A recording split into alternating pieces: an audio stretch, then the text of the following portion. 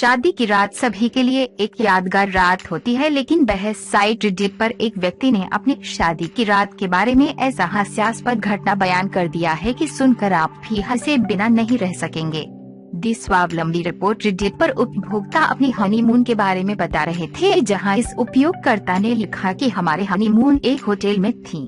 Hotel वालों ने हमारे पहुंचने से कुछ पल पहले हमारा कमरा बदल दिया था, लेकिन उन्होंने गलती से यह संशोधित कमरा किसी और ग्राहक के लिए भी बुक कर रखा था।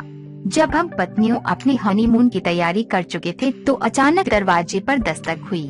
मैं जाकर दरवाजा खुला तो सामने एक और नवविवाहिता जोड़ी खड़ा था।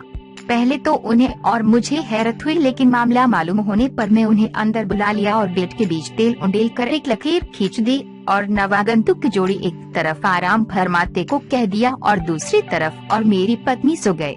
यूँ हम अजनबियों के साथ सोकर अपनी सुहाग रात बिताई। आज भी जब हम इस घटनानुमा घटना को याद करके आनंद लें। यदि ये वीडियो आपको अच्छी लगे तो उसे लाइक और शेयर करें। अधिक वीडियो के लिए हमारा चैनल सदस्यता